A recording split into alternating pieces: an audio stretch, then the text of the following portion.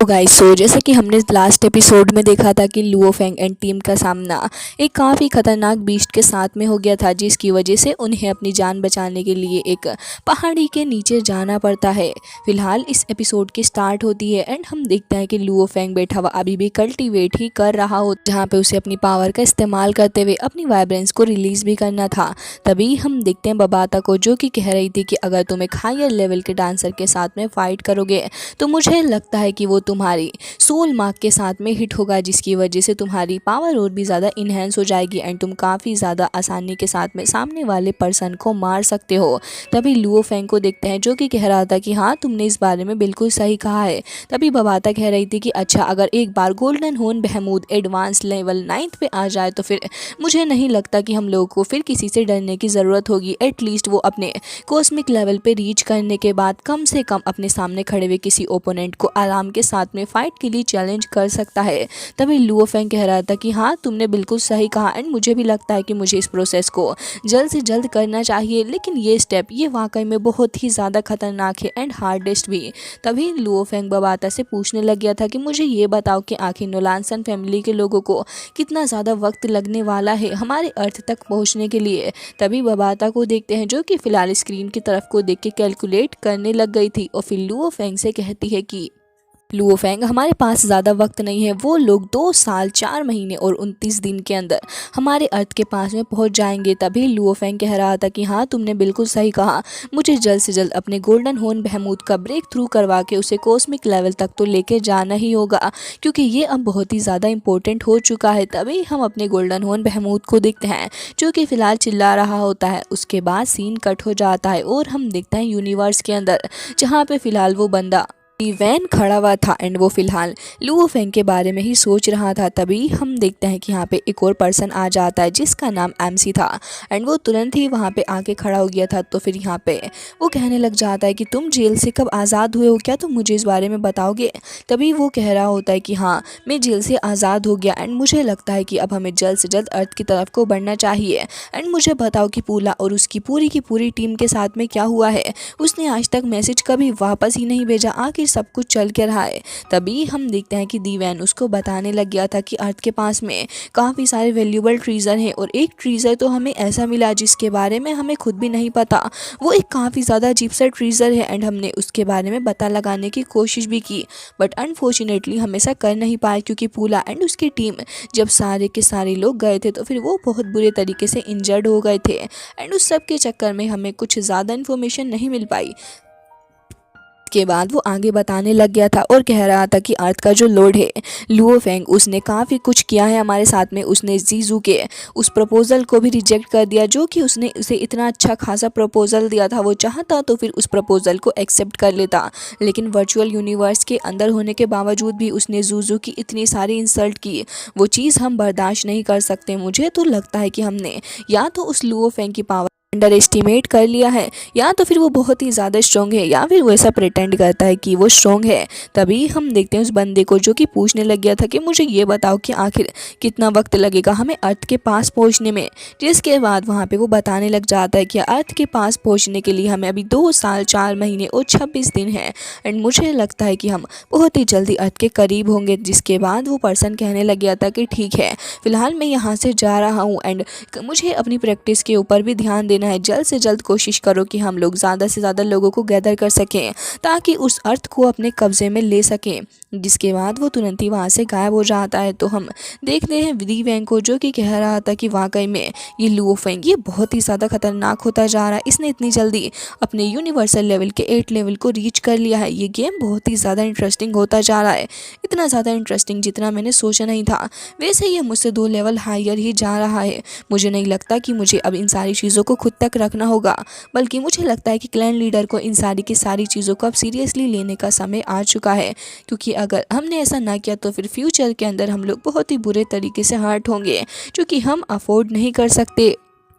इसके बाद scene cut हो जाता है and Luo Feng and team को देखते हैं जहाँ पे बाओ अभी भी नज़र बनाए हुए था उस बीस्ट के ऊपर। फिलहाल तो वो बीस्ट वहाँ से जाने का नाम ही नहीं ले रहा था, बल्कि वो तो उस चट्टान के आसपास अभी तक चक्कर लगा रहा होता है। लुओ फेंग फिलहाल अपना सारा का सारा फोकस अपनी प्रैक्टिस को ही देना चाहता था, लेकिन उसे उस बीस्ट के बारे में सोच के भी टेंशन हो रही होती है। साथ ही साथ उसके दोनों ब्रदर्स भी बैठे हुए कल्टीवेट कर रहे होते हैं। तभी हम देखते हैं लुओ फेंग को, जो कि फिलहाल ये महसूस करता है अपीयर हो रहा है, जिसकी वजह से लुओ फेंग कह रहा था कि वैसे तो सही समय ही है।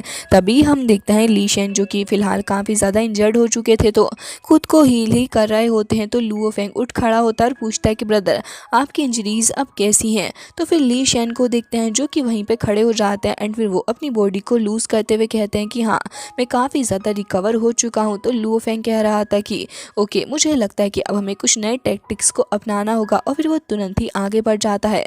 तो फिर वो दोनों ब्रदर्स ही आगे आ जाते हैं एंड हम देखते हैं कि पूरी की पूरी टीम ही फिलहाल तो खड़ी हुई थी एंड देख रही होती है उसी बीस्ट को। तो हम देखते हैं कि बीस्ट फिलहाल चक्कर लगाए जा रहा था, क्योंकि उसे भी तो अपना बदला लेना था इन सारे ही लोगों से। जिसके बाद लुओ फेंग ने तो पहले ही टीम को समझा दिया था कि उन्हें करना क्या है। तभी हम देखते हैं कि यहाँ पे लुओ फेंग कह रहा होता है कि तुम लोगों को तो समझ आ ही गया होगा ना। तो वो इशारा करते हैं कि हाँ बॉस, बिल्कुल हम समझ चुके हैं। तो लुओ फेंग को देखते हैं, जो कि तुरंत ही फिलहाल स्काई की तरफ को चला जाता है उस बीस्ट के ऊपर सामने से अटैक करने के लिए। बीस्ट तो उसे देख के थोड़ा चौकन्ना हो गया था और फिर वो भी तुरंत ही अटैक करने के लिए आगे बढ़ रहा होता है। क्या ही बुरे तरीके से वो घूम रहा होता है, जैसे कि पागल हो चुका है। जिसके बाद वो खुद को शांत करते हुए आगे बढ़ता है लुओ फेंग के ऊपर अटैक करने के लिए। फिलहाल लुओ फेंग के दोनों ही ब्रदर्स खड़े हुए थे नीचे और देख रहे होते हैं कि लुओ फेंग ने आखिर क्या इरादा बनाया है। तभी हम देखते हैं कि लुओ फेंग आगे बढ़ रहा था और कह रहा था कि जैसे ही मैं अपना फर्स्ट स्टेप लूँ तुम्हें भी आगे बढ़ के काम करना होगा। जिसके बाद हम देखते हैं कि यहाँ पे लुओ फेंग की इनर बॉडी के अंदर रिएक्शन होने लग गया था, जहाँ पे उसके प्लेनेट लेवल के अंदर काफ़ी अजीब सा रिएक्शन हो रहा होता है। एंड हम देखते हैं कि यहाँ पे बीस्ट भी आगे बढ़ रहा होता है अटैक करने के लिए। फिलहाल लुओ फेंग तुरंत ही आदेश दे देता है अपने दोनों ही पर्सन को और कह रहा था कि बाओ, आयरन मैन, दोनों ही आगे बढ़ो एंड अब एक्शन ले लो। जिसके बाद हम देखते हैं कि वो लुओ फेंग के ऑर्डर का पालन करते हैं और उसके बाद हम देखते हैं कि तुरंत ही सबसे पहले तो वो अपने वेपन से अटैक करता है, जिसकी वजह से उसके विंग के ऊपर एक काफ़ी स्ट्रॉन्ग अटैक हुआ था, जिसकी वजह से वो बीस्ट बौखला जाता फिर चिल्लाने लग गया था, क्योंकि उसको ये एक्सपेक्ट नहीं था कि ये लोग इस तरीके से अटैक करेंगे। जिसके बाद वो वेपन अभी भी आ ही रहा होता है तो उसका ध्यान लुओ फेंग से भटक के अब उस वेपन से खुद को प्रोटेक्ट करने पे ही था। लेकिन हम देखते हैं कि इतनी ही देर में वहाँ पे वो तीसरा गार्ड भी आ जाता है, जो कि तुरंत ही अटैक कर देता है बीस्ट के ऊपर, जिसकी वजह से बीस्ट बहुत ही बुरे तरीके से अब चिल्लाने लग गया था। एंड हम देखते हैं कि आसपास काफ़ी सारी थंडर भी रिलीज होने लग जाती है। तो हम ली शेन को देखते हैं, जो कि कह रहे थे कि वाकई में इन्होंने कर दिखाया, जबकि वो ज़्यादा एक्साइटेड हो चुके थे और उनकी इंजरी भी हर्ट हो गई थी। तो यहाँ पे होंग कह रहे थे कि जो भी हो ब्रदर, तुम अपना ध्यान रखो। एंड मुझे लुओ फेंग के ऊपर तो पहले से ही ट्रस्ट था कि वो कोई नया ही तरीका निकाल के लेके आएगा। तो हम देखते हैं कि ली शेन भी कहने लग गए थे कि ऑफ कोर्स तुमने इस बारे में तो बिल्कुल ही सही कहा है। एंड वाकई में लुओ फेंग की प्रोग्रेस वो बहुत ही ज़्यादा अच्छी है। मुझे बिलीव नहीं हो रहा कि इतनी ज़्यादा जल्दी आगे कैसे निकल सकता है, हम दोनों को ही पीछे छोड़ के। जिसके बाद लुओ फेंग भी अपने दोनों ही ब्रदर्स की तरफ को देख रहा होता है। तो ली शेन कहते हैं कि इसने हमें वाकई में पीछे छोड़ दिया है, हमें जल्द से जल्द अपने ऊपर काम करना होगा ताकि हमारे मसल एंड हमारी बोन्स और भी ज़्यादा स्ट्रॉन्ग हो जाएं। जिसके बाद हम देखते हैं कि बीस्ट को मारने के बाद ये सारे के सारे फिलहाल अपनी डेस्टिनेशन की तरफ आगे बढ़ रहे होते हैं, जहाँ पे फिलहाल इनको काफ़ी ज़्यादा अजीब सा वेदर देखने को मिलता है, जिसे देख के लुओ फेंग कह रहा है कि अब हम थंडरवर्ल्ड की सबसे ज़्यादा खतरनाक प्लेस पे आ चुके हैं। एंड ये जगह वाकई में इतनी ज़्यादा खतरनाक है कि इससे डील करना हमारे लिए थोड़ा मुश्किल हो सकता है, क्योंकि ये जगह खतरों से भरी पड़ी है। जिसके बाद ये लोग लगातार आगे बढ़ रहे होते हैं, लेकिन वेदर बहुत ही ज़्यादा खतरनाक हो चुका था। तभी ये सारे के सारे एक जगह पर आके रुकते हैं। तो फिर लुओ फेंग को देखते हैं, जो कि तुरंत ही अपनी पावर का इस्तेमाल करता है। एंड हम देखते हैं कि वो यहाँ पे स्कैन करने लग गया था कि आसपास का इलाका कैसा है। जिसके बाद लुओ फेंग को पता चलता है कि यहाँ पे खतरा तो अभी भी बना हुआ है, जिसे देख के लुओ फेंग थोड़ा शौक भी था और कह रहा था कि आखिर क्या हो रहा है यहाँ पे। तभी यहाँ पे होंग कहते हैं कि मुझे तो पहले से ही पता था कि यहाँ पे जो लेवल है एंड यहाँ की जो पावर है वो अर्थ से काफ़ी ज़्यादा है, तो मुझे तो यही लगता है कि हम लोगों को काफ़ी ज़्यादा केयरफुल रहना होगा, क्योंकि विंड का प्रेशर इतना ज़्यादा है कि ऑर्डिनरी विंड तो बिल्कुल भी नहीं है, बल्कि इतनी ज़्यादा स्ट्रॉन्ग है कि इसको रेसिस्ट कर पाना हमारी कॉस्मिक एनर्जी के बस की बात ही होगी। जिसके बाद हम देखते हैं कि बबाता भी वहीं पे आके खड़ी हो गई थी और कह रही होती है कि इस विंड को रेसिस्ट करने से पहले मैं तुम्हें बता दूं कि क्यों ना तुम थोड़ा सा एडवेंचर करो। जिसके बाद वो तुरंत ही स्क्रीन पे दिखाने लग जाती है और कहती है कि मैंने अपनी स्कैन डिटेक्शन का इस्तेमाल किया था, जिसके थ्रू मुझे पता चला कि यहाँ पे काफ़ी सारे लोग आ चुके हैं और यहाँ पे आके अपनी पावर को आजमाया है, तुम्हें भी ये करना चाहिए। तभी हम देखते हैं कि ब्रदर होंग कहने लग गए थे कि तुमने इस बारे में तो बिल्कुल सही कहा, लेकिन ये ऑर्गेनाइजेशन तुम्हें पता ही है कि कितनी ज़्यादा स्ट्रॉन्ग है एंड इनके वॉरियर्स भी कितने ज़्यादा पावरफुल होंगे। तभी यहाँ पे बबाता बताने लग गई थी कि ऑफ कोर्स तुमने इस बारे में बिल्कुल सही कहा, जैसे कि ब्लैक ड्रैगन एम्पायर ये वाकई में इतना ज़्यादा स्ट्रॉन्ग है कि इसके पास में रॉयल फैमिलीज़ भी हैं एंड ये लोग आपस में एक दूसरे से कनेक्टेड हैं। जिसके बाद हम देखते हैं कि ये सारे के सारे सोच में पड़ चुके थे एंड लीशन काफ़ी ध्यान के साथ में उन्हीं गार्ड्स को देख रहे होते हैं। तभी वहाँ पे बबाता उनके पास में आ जाती है और कह रही थी कि वैसे तो इनके क्लोथ्स के थ्रू मैं पता लगा सकती हूँ कि ये लोग बहुत ही ज़्यादा स्ट्रॉन्ग है एंड मुझे तो ये लगता है कि ये लोग 9 प्रिंसेस के साथ में ही कनेक्टेड हैं, जिससे हम अभी थोड़ी देर पहले भी मिले हुए थे। जिसके बाद हम देखते हैं कि लोग ऐसे इसी बारे में थोड़ा और डिस्कशन करने लग गए थे, जहाँ पर ये लोग अभी आपस में बातें कर रहे होते हैं। कह रहे थे कि मुझे लगता है कि आगे ये लोग मौजूद होंगे, और ऐसा था भी, वो लोग आगे खड़े इसी बारे में बातें कर रहे होते हैं एंड वो लोग यही सोच रहे थे कि आखिर अब आगे जाना कहाँ पे है। लेकिन तभी लुओ फेंग को कुछ गड़बड़ लग रही होती है, तो वो तुरंत ही कहता है कि पहले तो हमें यहाँ से हाइड होना होगा एंड हम देखते हैं कि सारे के सारे उस जगह से निकल जाते हैं दूसरी साइड को। लुओ फेंग काफ़ी ज़्यादा स्पीड के साथ में जा रहा होता है, तो फिर कह रहा था कि हमें एक सही रूट को ही चूज़ करना होगा ताकि हम लोग आराम के साथ में जा सकें।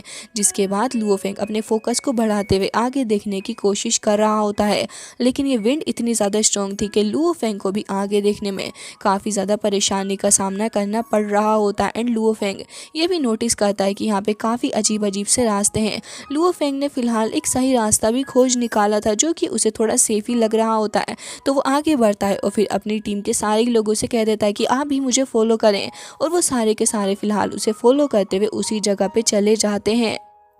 जिसके बाद ये सीन कट होता है एंड हम देखते हैं उसी पर्सन को जो कि फ़िलहाल खड़ा हुआ था एंड कह रहा था कि वैसे इस मशीनरी असेसमेंट को पास करने के लिए काफ़ी सारी चीज़ों का सामना करना पड़ता है, जिसका सामना ये और इसकी टीम बहुत ही अच्छे से कर रहे हैं। लेकिन ब्लैक ड्रैगन माउंटेन एम्पायर के लोग वो भी अपने आप में काफ़ी ज़्यादा डोमिनेटिंग है एंड मुझे नहीं लगता कि आखिरकार ये लोग आखिर तक जा पाएंगे। जिसके बाद वो और भी बाकी सारे लोगों के बारे में सोचने लग गया था और कह रहा था कि इतनी सारी मेजर ऑर्गेनाइजेशन है, उनका मुकाबला करना इन कुछ लोगों के बस की बात नहीं है। लेकिन जिस तरीके से ये लोग आगे बढ़ रहे हैं, मुझे लगता है कि रास्ता बहुत ही ज़्यादा डेंजरस हो जाएगा इन सभी के लिए। के बाद वो स्क्रीन पे काफ़ी सारे वॉरियर्स के बारे में देखने लग गया था, तो उसे लुओ फेंग के बारे में भी पता चलता है। जिसके बाद वो कह रहा होता है कि लुओ फेंग तुम्हें केयरफुल रहने की ज़रूरत है। तभी सीन कट होता है और उसके बाद हम देखते हैं लुओ फेंग एंड टीम को जो कि आगे बढ़ रहे होते हैं। तो फिर ली शेन उसे पूछने लग गए थे कि वैसे तो हम लोग इतनी आगे आ चुके हैं, लेकिन तुम्हें पता भी है कि हम जा कहाँ रहे हैं। तभी बबाता कहती है कि हाँ तुमने बिल्कुल सही कहा, वैसे तो मैं तुम्हें बता दूँ कि हम लोगों ने काफ़ी सारा मेजर रास्ता तो कवर कर लिया है, लेकिन लुओ फेंग असली खतरा अभी टला नहीं, बल्कि रास्ता और भी ज़्यादा टफ होता जाएगा। मुझे तो लगता है कि तुम्हें किसी न किसी के साथ में ज्वाइन अप हो ही जाना चाहिए, क्योंकि अगर तुम ऐसा नहीं करते तो फिर यहाँ पे इतनी ज़्यादा मेजर ऑर्गेनाइजेशन है, मुझे नहीं लगता कि हम सब मिलकर उनका सामना कर पाएंगे और हमारे बीच में फिर कॉन्फ्लिक्ट्स भी तो हो सकते हैं। अब बबाता की इस बात से दोनों ही ब्रदर्स एग्री करते हैं एंड उन्हें बबाता की बात बिल्कुल ही सही लग रही होती है, क्योंकि उन्हें पता था कि इस जगह पर ब्लैक ड्रैगन माउंटेन एम्पायर के लोग भी तो मौजूद हैं। तभी यहाँ पे लुओ फेंग को भी ये बात बिल्कुल ही समझ में आ चुकी कि इतनी सारी मेजर ऑर्गेनाइजेशन का सामना करना उसके अकेले की बस की बात नहीं है, बल्कि उसे गैंग अप कर ही लेना चाहिए कुछ लोगों के साथ में। तो बबाता कह रही थी कि तो क्यों ना हम हुक और गाया से इस बारे में बात करें, क्योंकि उन्होंने पहले भी तो हमें ऑफर दिया था। तो ली शेन कहते हैं कि ये बात तो तुम बिल्कुल सही कह रही हो। जिसके बाद वो तुरंत ही उन लोगों से कॉन्टेक्ट करने का ट्राई करते हैं एंड हम देखते हैं कि आगे बढ़ते हुए जा रहे होते हैं ये लोग। फिलहाल फिलहाल तो विंड अब बहुत ही ज़्यादा बढ़ चुकी होती है और उसका प्रेशर वो तो इतना ज़्यादा स्ट्रॉन्ग था कि किसी को भी आसानी से मार सकता था, वो सिर्फ अपने प्रेशर के ही थ्रू। जिसके बाद ये सारे के सारे साइड में खड़े हुए होते हैं एंड हम देखते हैं कि अब फिलहाल यूक एंड गाया दोनों से ही बातें करने लग गए होते हैं, जहाँ पे वो दोनों काफ़ी खुश थे एंड कह रहे होते हैं कि हम तो बहुत ज़्यादा खुश हैं तुम्हारे साथ में टीम अप करके, क्योंकि ये डिसीज़न तुमने बहुत ही सही लिया है, क्योंकि यहाँ पर इतने सारे लोग मौजूद हैं कि अगर तुम अकेले जाने की कोशिश भी करोगे तभी अकेले सरवाइव करने के चांसेस बहुत ही कम हैं, जबकि तुम अगर हमारे साथ में टीम अप कर लेते हो तो फिर ये अच्छा रहेगा। वैसे तुम्हें पता है विंड के साथ में काफ़ी ही सारे होन्स भी हैं जिन्हें हमें कलेक्ट करना होगा, लेकिन केयरफुल रहते हुए, क्योंकि बाकी सारे लोग भी तो उनकी तलाश में हैं। तो फिर ये सारे के सारे लोग बहुत ही अच्छे से उनकी बातें समझ रहे होते हैं। वो सभी कहते हैं कि तुमने इस बारे में बिल्कुल सही कहा। तो वो कहने लग गया था कि अपनी सेफ्टी के बारे में बिल्कुल भी परेशान मत होना, हम सारे के सारे मिलकर एक दूसरे को प्रोटेक्ट करने की कोशिश करेंगे। तभी लुओ फेंग भी कहता है कि ये बात तो तुमने बिल्कुल सही कही, हम लोग आपस में ज्वाइन होने के लिए बिल्कुल ही रेडी हैं। तभी होंग भी इशारा कर देते हैं और उसके बाद वो कह रहे थे कि हमें अब एक स्ट्रेटेजी बना के ही आगे बढ़ना होगा, क्योंकि ये विंड वाकई में बहुत ही ज़्यादा खतरनाक है और हमें बहुत बुरे तरीके से हार्म भी कर सकती है। और इसी के साथ में ये एपिसोड हो जाता है एंड आई होप आपको पसंद आया होगा। मिलते हैं नेक्स्ट वीडियो में, तब तक के लिए bye bye, take care of yourself.